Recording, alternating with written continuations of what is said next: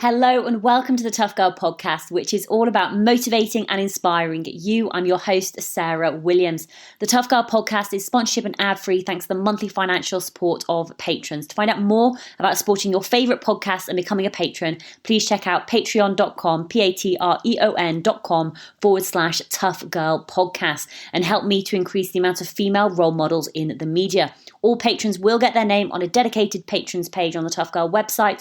All female patrons $5 and above are invited to join the closed Facebook group, the Tough Girl Tribe. Today, I'm delighted we're going to be speaking to Dr. Betty Holston Smith, who is 79 years young and is currently running from anywhere between 60 to 100 miles per week. She's got the fitness levels of your average 30-year-old. During this episode, Dr. Betty is going to be sharing more about her early life, how she got into running, how she changed her life, how she trains, what she eats, how she copes on 4 hours of sleep a night. This is one incredible episode, jam-packed, full of information and top tips. Enjoy.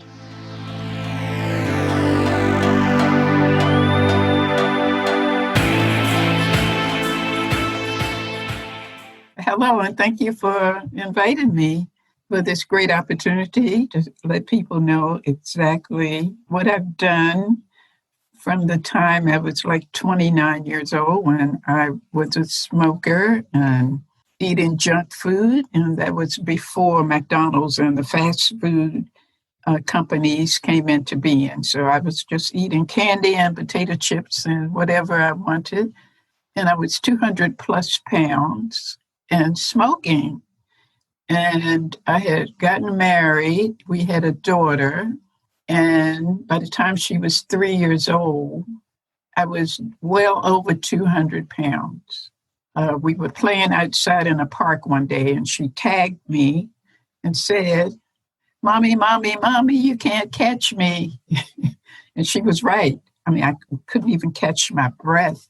And that sort of planted a little seed in the back of my mind somewhere. And I didn't make these changes overnight.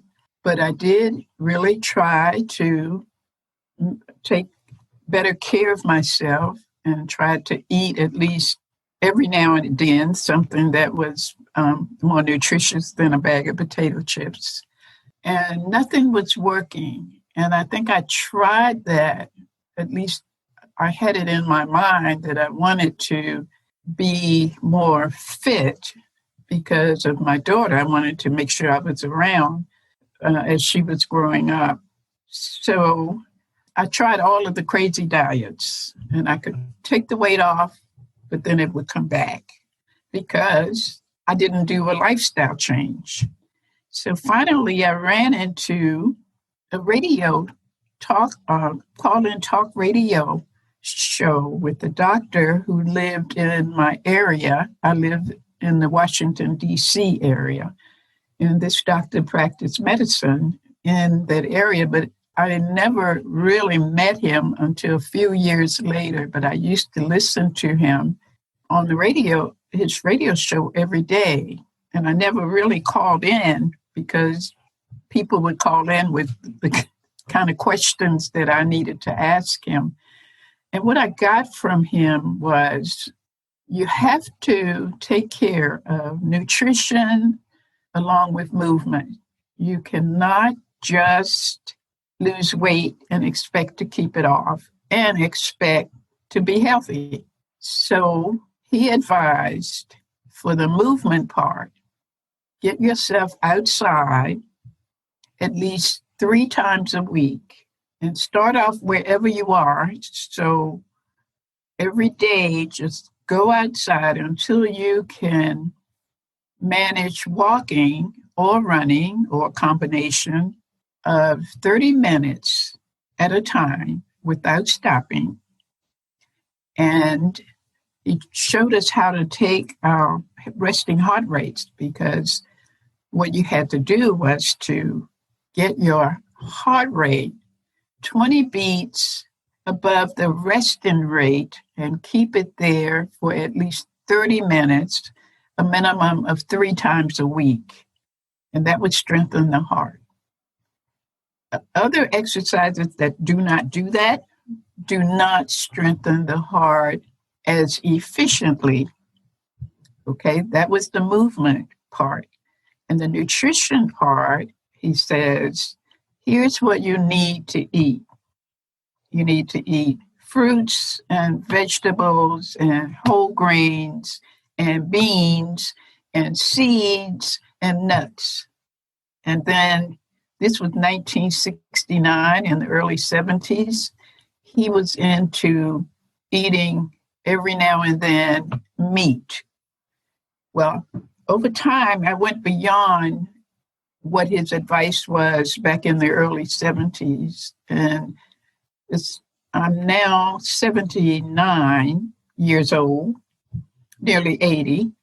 And here's what I eat every day: fruits, vegetables, whole grains, dried beans that I cook myself, seeds and nuts. And I also eat every day ginger. So I did the movement thing. I started off 1 day a week or 2 days a week or whatever time I had. And I made my way all the way up to 30 minutes of first walking. And then I found out that I really was very passionate about running. So 30 minutes of running without stopping. First, it was 3 days a week, and then it was 5 days a week, and then it was 7 days a week, and then it was not only 7 days a week, but on some of those days, I'm running twice a day. So I really fell in love with running. Running was the core of my life, okay? As far as my fitness was concerned, everything in my life started supporting my running. So it was very easy for me to strike out things that did not support my running. You know, my bags of potato chips, I loved them. I really did. The little greasy, salty potato chips. No more. So once I got started with this running passion, I just took my life and put it in the hands of my running. So I could tell the difference. I could feel the difference. I could run longer.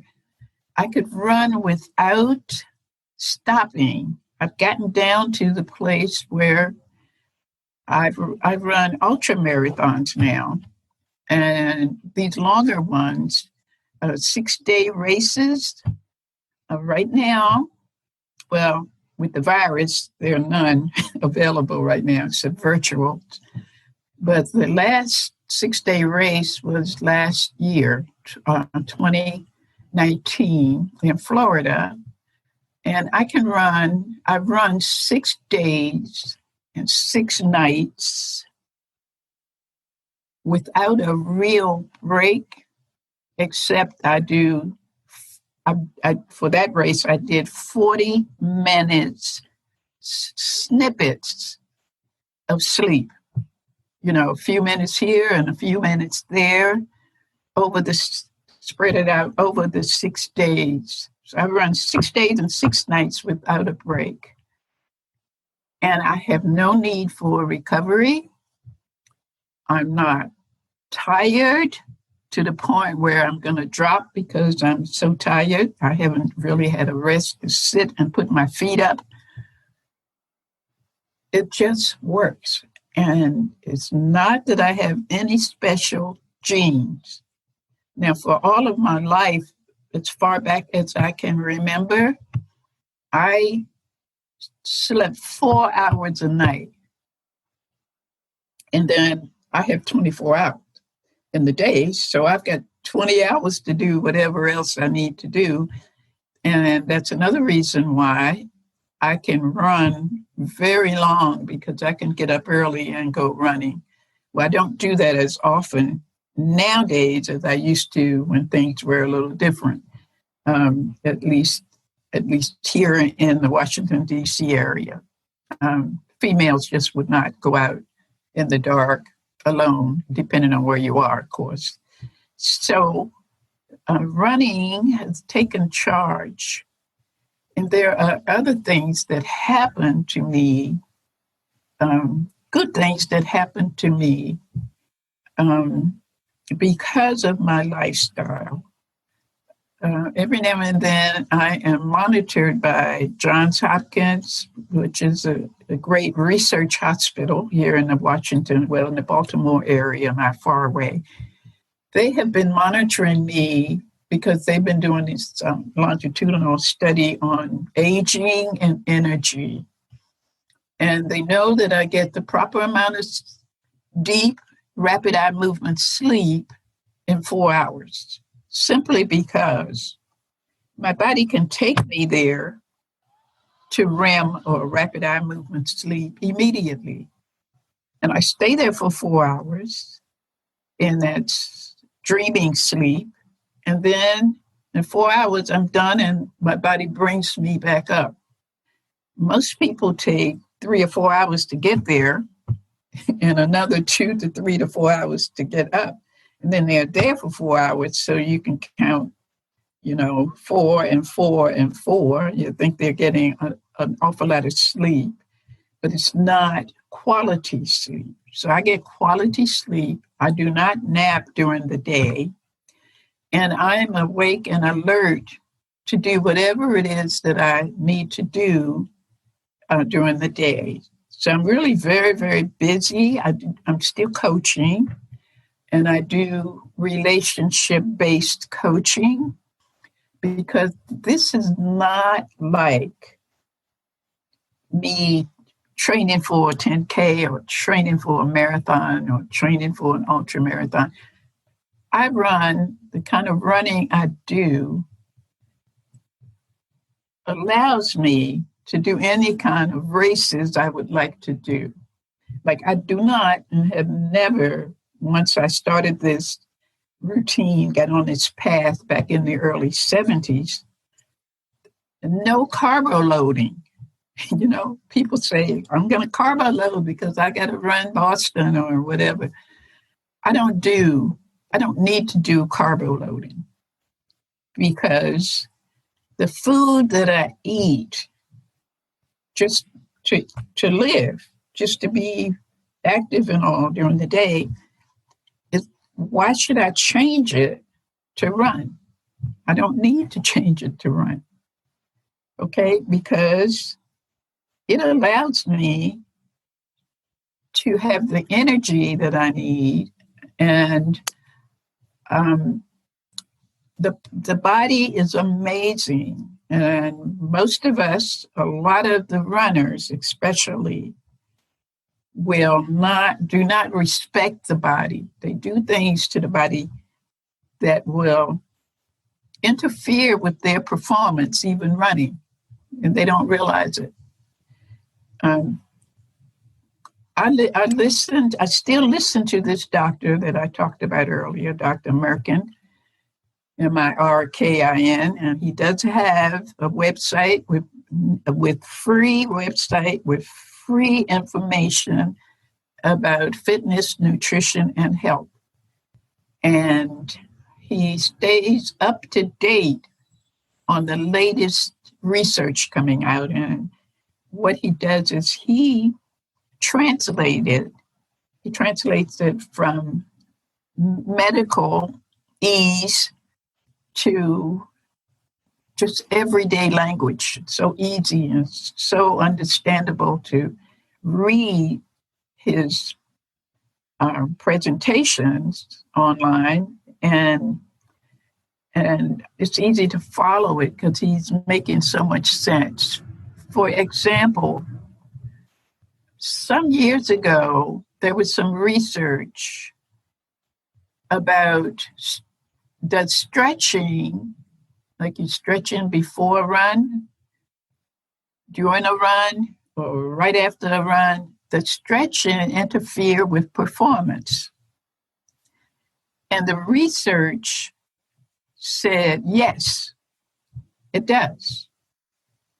And that's one of Dr. Merkin's papers, and he always quotes in his papers, he quotes the sources, whatever university, whatever research group, and they are all National Institute of Health, NIH, or Harvard University research, or any kind of research one would respect.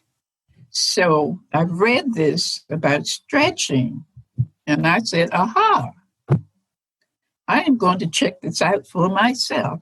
So I started, and I continued this. This is like 30 years later. Here I am, getting up, and again, it's great to have 20 hours because I do 2 hours worth of strengthening, flexibility, balance, and relaxation every morning.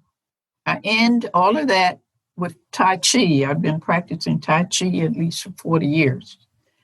So Tai Chi at the end sort of pulls all that I've done with the stretching and relaxation and the flexibility and the balance. It pulls it all together. And then I'm ready to do whatever comes my way or whatever I've planned. If it's running a marathon or a 6-day race or whatever, I'm ready. I found the difference between not stretching before, during, or after a running event and stretching and doing all of that in the morning early on. For me, it's early on. And my performance, my body responds to that.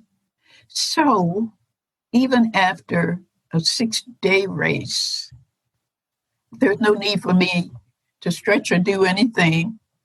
My 6-day races have either been in Arizona or in Florida. And after the race, if it ends at 9 the next morning, by 12 o'clock, after all of the events and giving of the medals and whatever else, I'm on an airplane coming back home. And then what I do is get back to my regular routine, and then I'm back to my sleeping routine. I usually go to bed and go to sleep at about midnight, and I'm up at 4 doing my exercise, doing my morning routine. And my body responds to that. I grew up in a place where there was all around me virgin woods. I'm nearly 80, so let's look at way back when I was a young kid.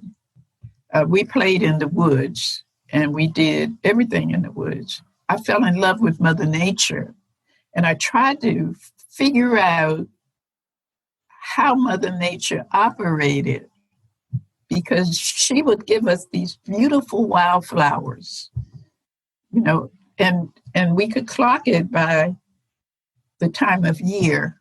And I, by the way, one of 6 kids, and my mother and father and my family growing up.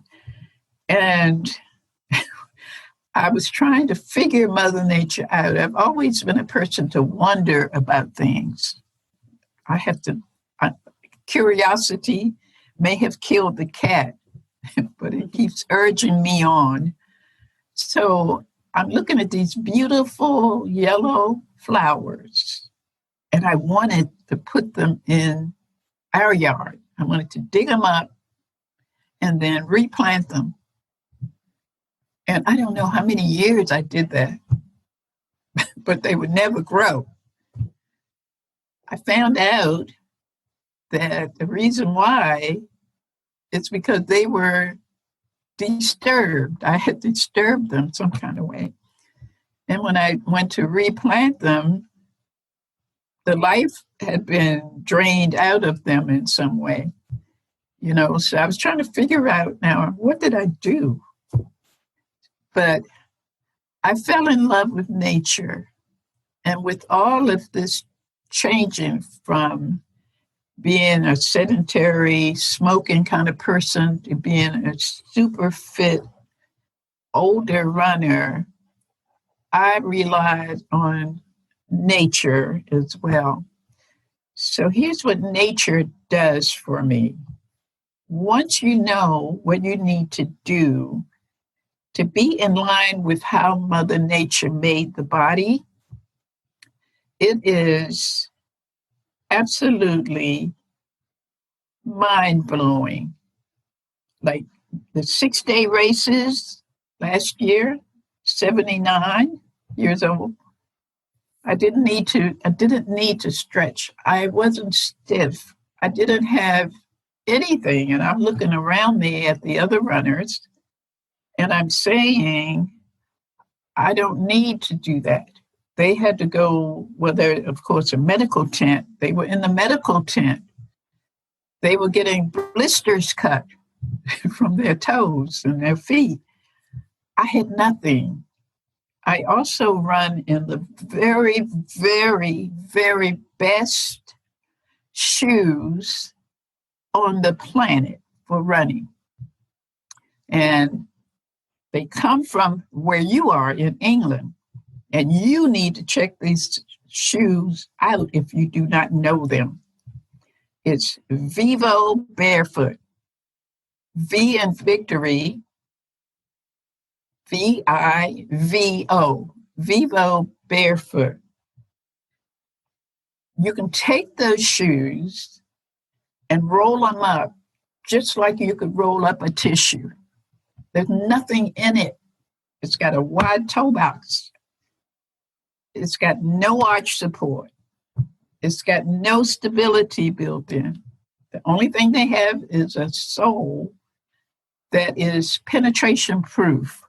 So you're on a trail running and you got these little root tips and everything sticking up.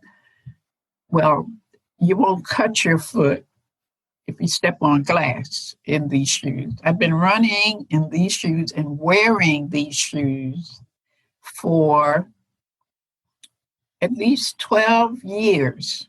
These are the only shoes that I wear. You know, whether I'm dressing up to go somewhere or not. But they do have dress-up shoes, the same thing. And they have all kind of running shoes. And I did Dr. Merkin came out with a paper, and then there were 2 major research studies about running in your bare feet or in minimal shoes. One was in California in Stanford University, and you can look it up. And the other one was Harvard University, and you can look that up and just read what they say. So I've been running in barefoot, minimal shoes. I think a total of 15 years is when I've really made the change. And I was in regular, conventional kind of New Balance or Asics or some of those other shoes that were built up with the heel and arch support and anything else that they can think to put in a shoe. I've not seen a shoe with the kitchen sink in it yet, but maybe in the future, they may think that that might help somebody get across the finish line faster. Nothing gets you across the finish line faster than either your bare feet or, for me, these Vivo Barefoot shoes. It took me like 5 years to make the transition. My first thing was I read the research and I said, I got to try this. And I'm, 65 years old? So I took my shoes off, went to a high school track, 400-meter track with the football field in the middle, and I ran on the grass. I said, I'm going to check it out to see. And it was great. Okay. So next step was Nike came out with some 7-ounce minimal shoes. And I went to Nike's shoes and I ran in those shoes. Now, they did have a heel. And I'm looking for something more. And then they came out with a 5-ounce shoe. And I did that for a while. Then they came out with the 3-ounce shoe, all Nike. And I did those for a while. And then I think you might know about the 5 fingers shoes. Okay. I did those. I loved them because there was nothing in them. There was nothing. You could roll those up also. And by the way, I don't wear socks. That's another thing. I do not wear socks with any of my shoes, and still no blisters. So I did 5 fingers, and then for some reason, something happened to the company itself. And I was looking for another shoe. And it was really cold here that year. And I needed a little bit more something so my feet wouldn't freeze so much. And that's when I ran into Vivo. They had one store in America in New York. I called them, talked to them. This was before they got into the running shoe business. And I found out that there was a shoe that the manager ran in New York on the sidewalks. And I got those shoes. I ordered a pair and I loved them. And then about maybe a year or so later, Vivo came out with the actually from the ground up running shoes that they designed. And I've been running in them ever since. They don't wear out. They don't wear out. There's nothing to break down.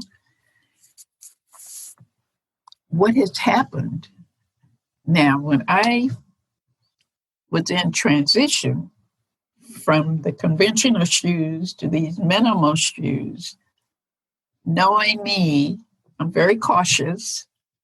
I went to the podiatrist and I said, here's what I'm thinking about doing. And I said, I would like for you to look at my feet, look at my legs, and see if there is any reason that you can see that I shouldn't do this, because I'm going to set myself up for something later on in my life, because I'm already old.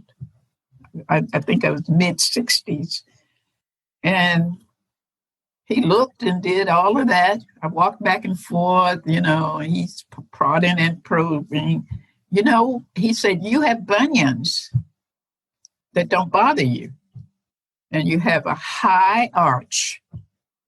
Okay, but you're fine. Your feet are stable.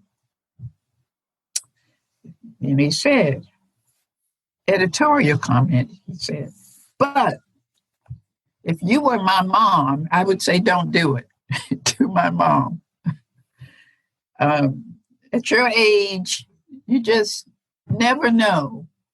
And I said to that nice podiatrist, I'm glad that you are not my son, because I'm not asking for your permission other than if I'm going to hurt myself in some way, I won't do it. But you're telling me that I'm going to be okay. So he said, well, that's right. But here's what I would recommend. How about checking back in with me as you get into this, at least once a year? And that's what I've been doing. The only thing he could find is that my feet and my legs are so stable and so strong. I'm landing on the midfoot, because if you're in minimal shoes and you're leaning to engage gravity the way I do, then that's the strongest part of the foot to land on, not on your heel. Your heel is very vulnerable to all kinds of things. And sometimes it could be a calf muscle that speaks up because you're landing on your heel. Because when you land on your heel, you have 2.5 times your body weight worth of force going up the back of your leg, all the way up to your back. And too many times with too much force will give you all kinds of things from your hips all the way down, including your shin muscles and your calf muscles and your Achilles tendon and your plantar fascia and all kinds of things. I have not had one moment's problem running long. I mean, sometimes I've run, I don't know how many marathons a year. I've run marathons on each of the 7 continents except for one continent. And you're going to think it was Antarctica. No, I did a marathon on Antarctica. The one continent, I did a half marathon. I actually did 22 miles and got credit for a half marathon on the Great Wall of China. Now, you're talking about quite an experience with up and down the Great Wall of China.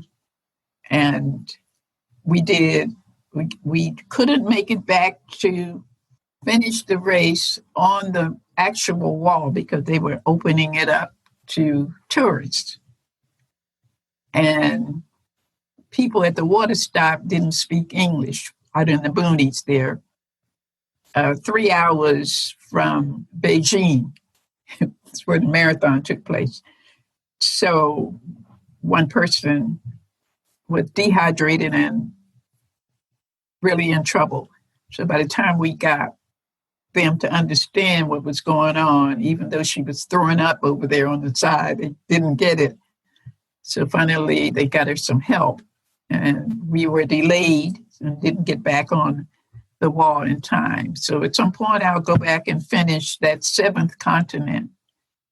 But I do a lot of running, a lot of outside running. I also run in the deep water. I teach deep water running for the county here, Montgomery County Rec Association. I teach deep water running. So I'm helping people understand how to set up the body. And that's what I want to tell you about. Setting up your body so that you can run in line with how Mother Nature made for your body to run. If you do this, I won't go as far as to say that you will wipe out injuries because I don't know what you're eating. I want you to eat fruits and vegetables and whole grains and beans and seeds and nuts and ginger, and make sure, as a runner, make sure that you eat chia seed for your runs. I don't do junk food. I take my food to all of my runs. And chia seed is a major part. And I want you to look up chia seed, and you can see it's very nutritious. It has a lot of vitamins and minerals and protein. And it doesn't have that many calories. So that's a tip. It's a tip for you, because chia seed is, I believe, what keeps me out there running without losing energy. So back to the way to set up your body.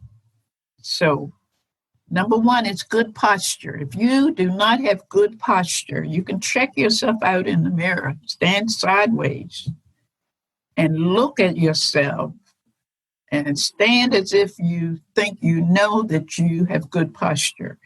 And look at yourself and see if your ear is over your shoulder and your shoulder joint is over your hip joint, and your hip joint is over your ankle joint. Got that? Straight line. In order to do that, especially, let's look at the core and the waistline. That's where you usually have trouble with your posture. I know you guys are in England, but that's okay because Michael Jackson, when he was alive and out there, doing his dancing on the stage and all of that, see if you can look him up on the internet and watch how he dances. Watch how he levels his pelvis when he dances. Every now and then he'll do that thing where he's like taking his pelvis up and down, up and down, up and down. Well, he was leveling his pelvis because once your pelvis is level, it stabilizes your entire body. And in order to level your pelvis and keep it level, you have to do the kind of things that I do early in the morning that I talked about a little earlier. You do not have to do it for 2 hours. I'm talking about strengthening your core. It's got to be strong. If you're going to be any kind of runner, you've got to have a strong core. If you do not have a strong core, you cannot have good posture. And the posture makes it with the core and the middle, the trunk of your body. So take a look in the mirror, see where you are, go to the website, check out Michael Jackson, and then stand in the mirror and do Michael Jackson's pelvis. That's how I teach it in my deep water running class and as I'm coaching people for outside running. Same thing, same body, same alignment, beginning with the core. Got to be strong. Got to be strong as you're running 6 days or a marathon or a 10-miler or a 5K, whatever. It's got to be strong because if it isn't, your form will break down. It definitely will. There's no question about it. If you can ever look at people who are not well trained, meaning that they have strong core to hold the pelvis level for stability of the entire body, you will see them dragging at the end of a marathon. And when you see that, you know they've set themselves up for injury. So that's what you can do. Look in that mirror. Okay, the other thing is this. I see a lot of people moving their arms with their shoulders. The shoulders were not made to move the arms. The shoulders were made to be relaxed, whether you're running or not. This, again, is part of good posture. You move your arms from the shoulder joint. So you, again, stand in the mirror and see if your shoulders move. If you move your arms back and forth, do a 90-degree elbow and move your arm back and forth. And see if your shoulders will move. They should not move. And while we're looking at ourselves, moving our arms back and forth, make sure that your ear is over your shoulder. Because if your ear is not over your shoulder, your poor little head will be hanging down. And once your head moves down, it will be 40 pounds or 50 pounds, depending how old you are, heavy, which is your upper body in the back is lifting 40 pounds or 50-pound weights. That's your head. And then sometimes you see older people with not good posture because their that ear hasn't been over the shoulder, to make the head sit squarely on the vertebrae in your neck, which sits on the vertebrae in your spine, which was made by nature to take that kind of weight, because nature said at some point, okay, you guys, no longer on all fours, we're going to put you straight up, and we're going to do this spine so that it can handle the weight of your head. Okay, so make sure that that ear is over the shoulder. Your arms are being moved from the shoulder joint, and your shoulders are down and relaxed. If you put that ear over the shoulder and practice that when you're not running, you can practice it. No one will know what you're practicing. And it's okay. You can practice that. You know, I even made some little frisbee kind of little frisbee kinds of things that you throw out, and and I give it to the people that I coach, and I sign it for them. You know, I autograph these little frisbee kinds of things that can fit right on their head, and I tell them, wear this in your house because it will make sure that your head is squarely on your shoulders. On your vertebrae in your neck, and your ear is squarely over the shoulder. You know, they look at me and they laugh. I said, hey, whatever works, do that. It works. Because what you have to do is you have to practice whatever you're trying to change enough times so that your mind can grab it. Well, otherwise, your mind will never grab it. So you will always, even if you think you're going to keep that ear over the shoulder when you're running, you won't. You got to make the change. These changes have to be made in your mind. Otherwise, they won't be made. You've talked a lot about like the physical side of running and the strength and the balance and, the flexibility and the core strength and good posture. I'd love for you to share some of your wisdom and knowledge around the mental side of running, the mental resilience, the mental grit. Oh, this is wonderful, because running should be like moving meditation. I do meditate in the morning. And I meditate when I'm running. I'm well aware of where I am and all of that. But I am really not there. I'm running above the ground. And the only way to get your mental part of your body into that kind of running, your body has to know exactly what to do, and it is doing it in line with how nature made your body to move.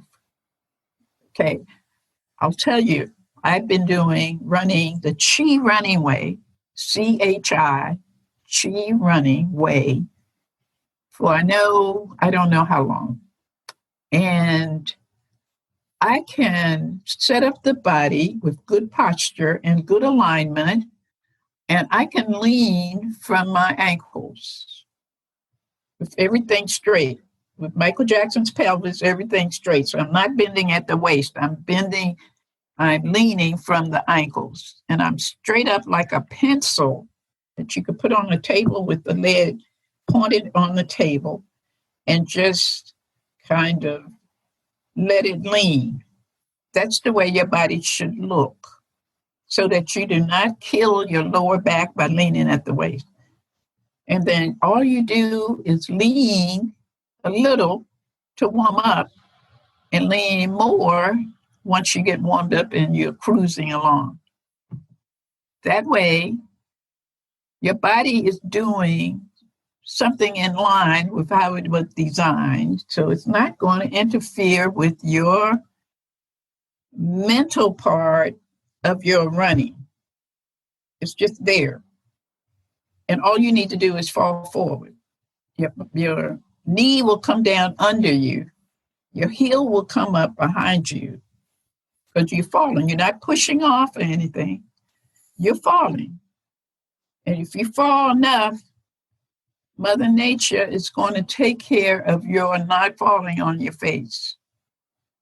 Because that knee is going to go under you, under your body mass, and your heel will come up behind you. And the more you lean, it's like your gas pedal. The more you lean, the faster you will go with not that much more energy. But in order to hold the lean, it goes back to the alignment and Michael Jackson. So I meditate. I get to the point sometimes where I'm running above the ground. I feel like I'm running above the ground. You're caressing the ground with your midfoot. So you never hear the boom, boom, boom that you hear some runners when they're going by you. You know, they're hitting the ground so hard, all that energy is going into the ground. So finishing a marathon or whatever at this stage of the game for me as a runner is like heaven. It's like running on a cloud. Your whole body, including your mind, is involved in the running. But it all goes back to alignment and posture. You can't do anything that I'm talking about unless you have good posture, and you can find information about good posture on the internet, how to set it up and how to train around good posture so that you can make it an unconscious move rather than a conscious move. If it's a conscious move, know that you won't do it forever because your body will just go back to what it knows. And if it has to go back to what it knows, it's going to wake you up and interfere with your meditating as you run because your heel might be hurting or you get a cramp in your calf muscle or something like that. But if everything is moving like a well-oiled machine, you know, one of those slick-looking cars that you see out there sometimes, and everything is doing what it is supposed to do, what it has been designed to do. It's got enough high-quality kind of gas, and your high-quality gas is going to be high-quality food. And you're out there and you just move like that eagle that you see flying above. And that eagle is not thinking about anything except the next meal probably. And he'd be looking out for that. But the mental part of running for me is what takes care of whatever stress you might have. It settles you down. It helps you to be more creative. It helps you to think more clearly. It validates your life in a sense, because there's nothing in between you and feeling like you are flying through the air like that eagle. Nothing.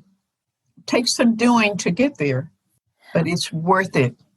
Betty, I heard that you were writing a book, Nature's Path to Ageless Aging.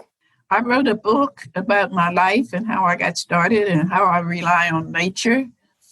And I talk about alignment, what I talked about here, and posture. And, excuse me. And I talk about chi running. And I make a case for ordering your life in line with how Mother Nature made the body and in line with running, sort of as the core. If you can focus on what you love and what you're passionate about, for me, definitely the running, and I would say the movement, because the swimming is the same, the deep water running is the same, the Tai Chi is the same.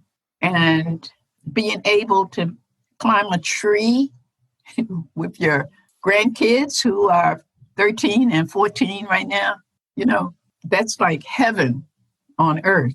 But if you could, rather than focusing and letting your ego take charge of your life, where you would do anything to get to the finish line, your calf muscle is whispering to you, not even yelling yet, and you keep moving.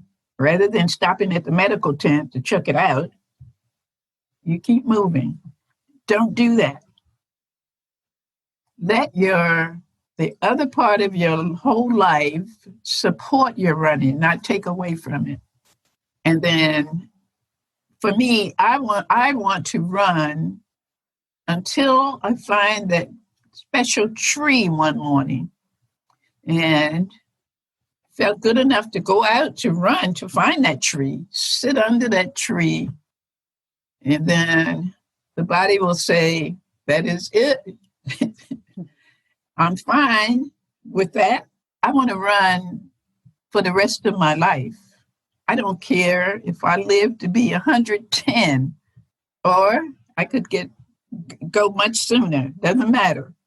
I want to be able to feel good enough and healthy enough and fit enough to be able to get out there to run. And I coined a word called passion-verance. It's passion and perseverance together. They both have the same weight together.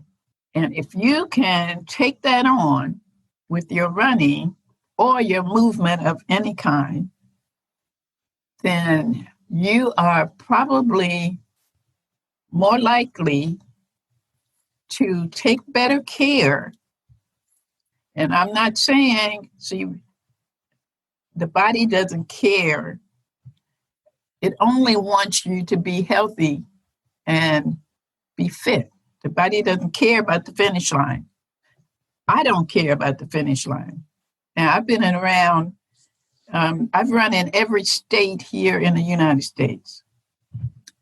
And I've met an awful lot of people at the finish line with the timing people, do the timing.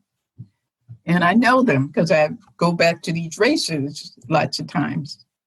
And they're always getting me about, the clock is moving. Why are you standing there looking at that bird in the tree? I don't care about the finish line. I'm the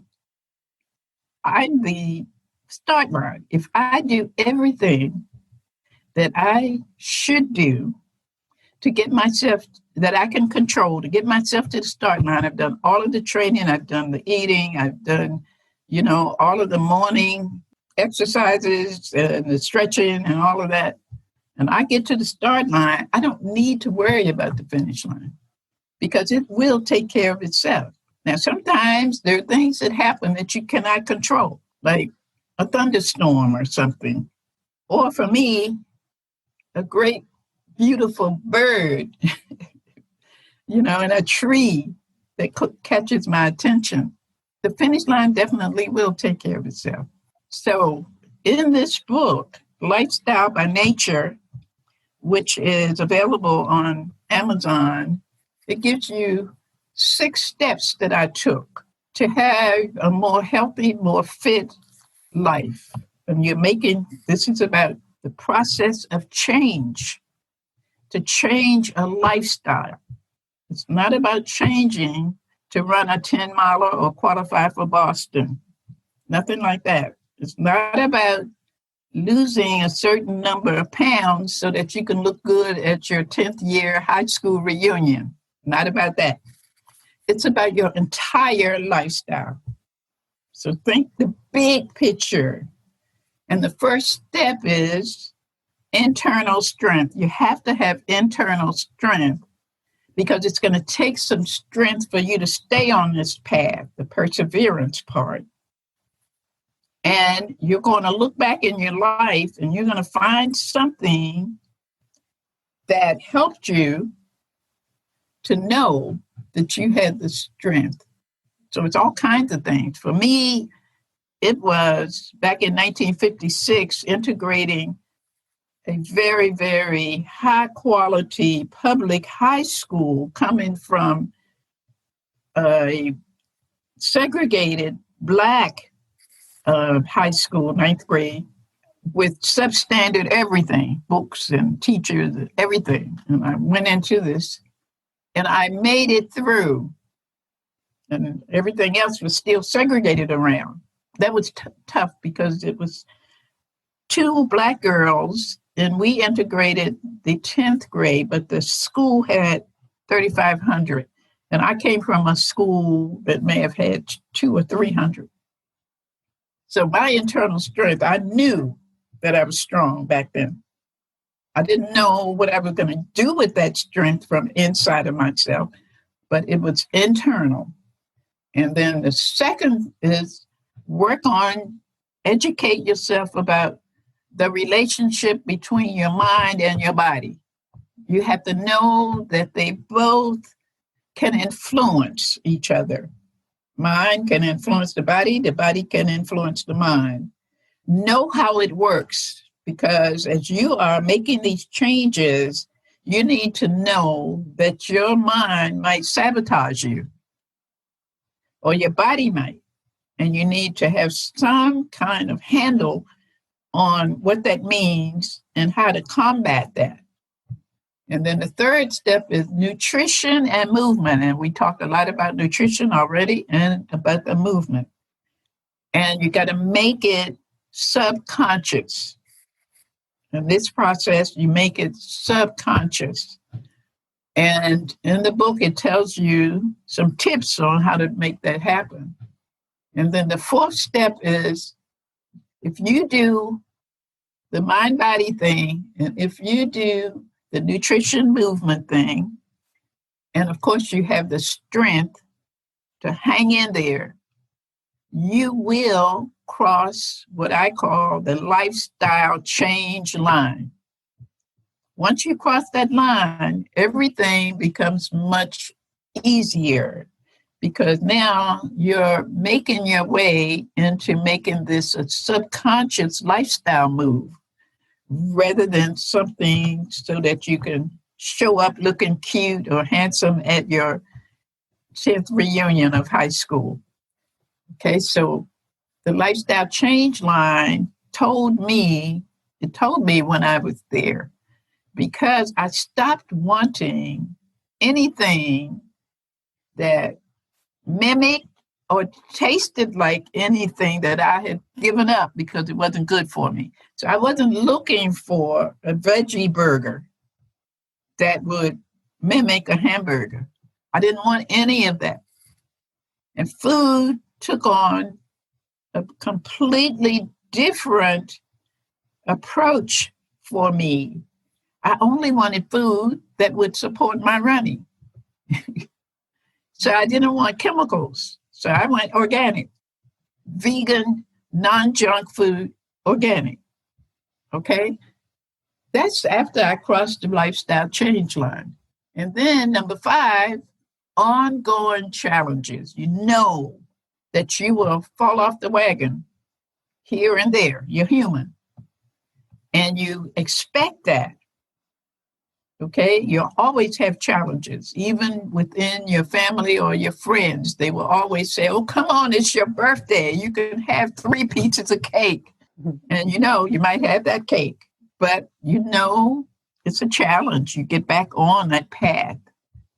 And then number 6 is, now you're there. And all you need to do is maintain it. So it's healthier outcomes. And you maintain your way of living. Your new lifestyle has kicked in, and you are there. So it sounds like a lot. It takes time. Anything worth doing, worth changing, it's going to take time. Your body and your brain moves that way. There's not very much you can do to speed it up.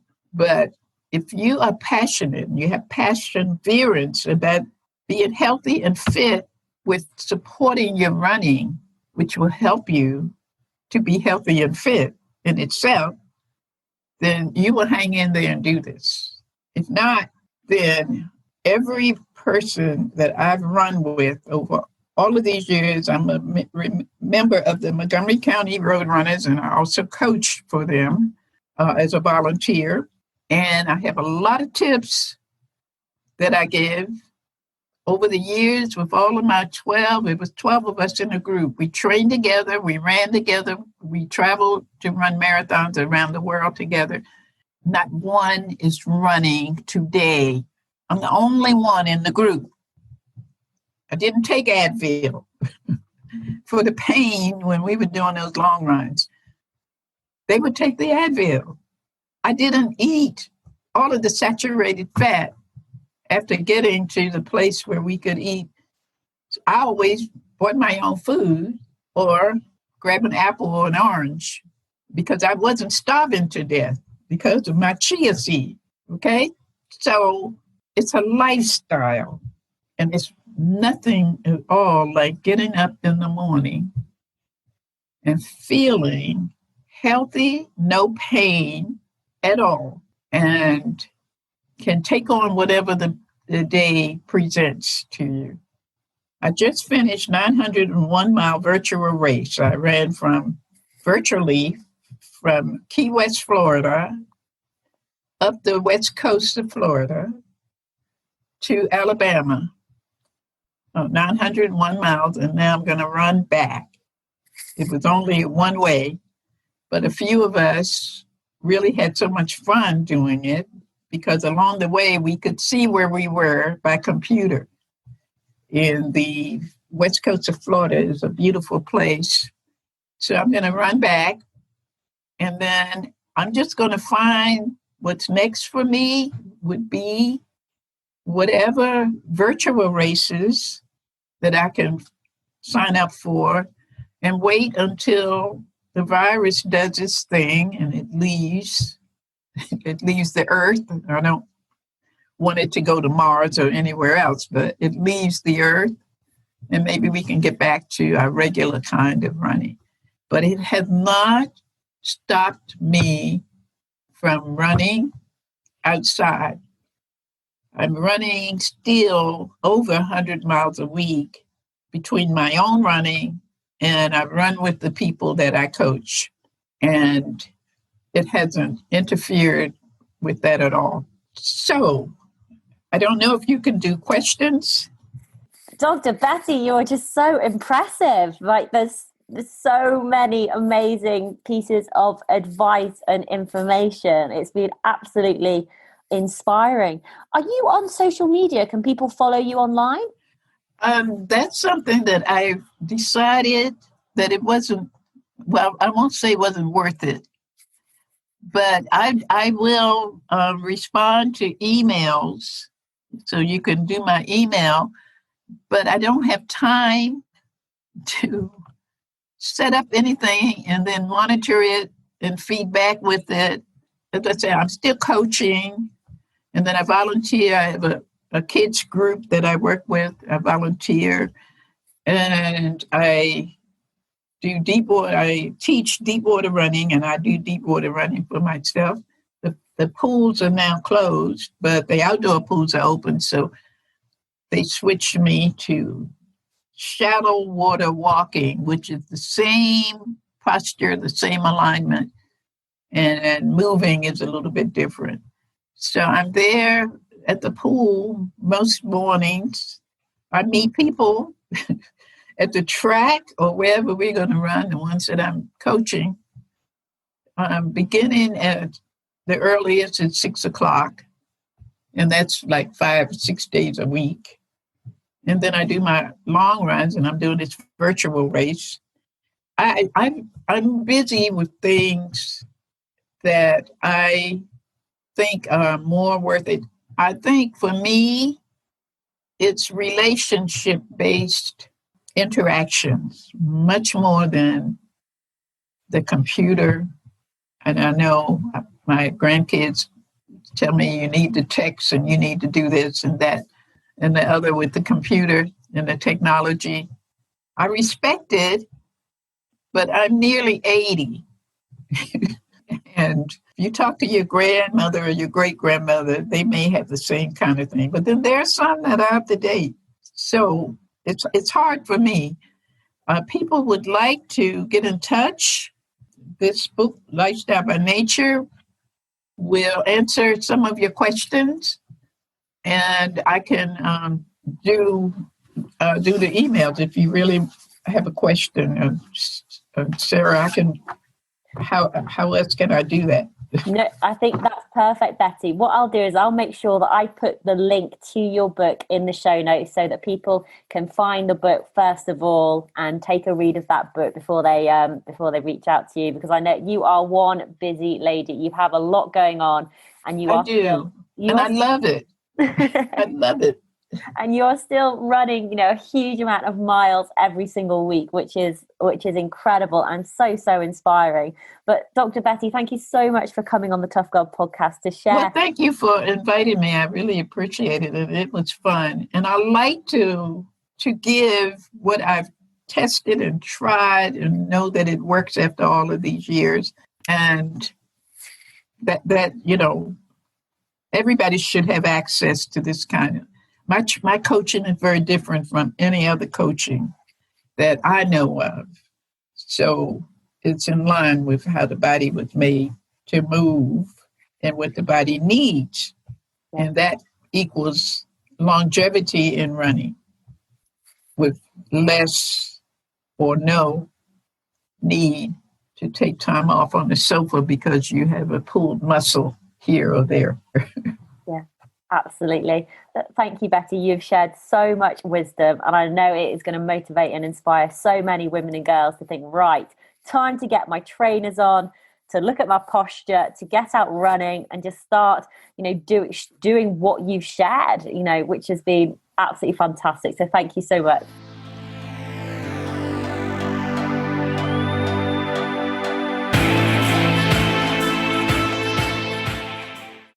That was just an amazing episode with Dr. Betty, one absolute legend. So everything that we have talked about today will be available in the show notes at toughgirlchallenges.com. Just want to make one other podcast recommendation. Go and take a listen to Rosie Swale Pope. She is 73 years young, and we spoke to Rosie last year in November 2019 when she was on her run from the UK, so the United Kingdom. She's running all the way to Kathmandu in Nepal. So I actually ended up meeting Rosie in December in Istanbul in Turkey, and there's a vlog that you can watch. You can go and watch that on the Tough Girl Challenges YouTube channel. But Rosie is another phenomenal woman who is out there living her best life, running every single day. She has had to come back from Turkey now due to COVID, and she's currently running the length of Great Britain with her cart that she drags behind her. But please do go take a listen to that episode with Rosie Swale Pope. Absolutely inspiring. If you want to hear more incredible episodes, then please do support the Tough Girl podcast by visiting patreon.com/Tough Girl podcast. So patreon.com/Tough Girl podcast. You can support in sterling, US dollars, and euros. You can support monthly, you can support annually, or you can make a one-off donation via PayPal. All of the information is available at toughgirlchallenges.com. I will be back with you next Tuesday for another awesome episode of the Tough Girl podcast. Bye.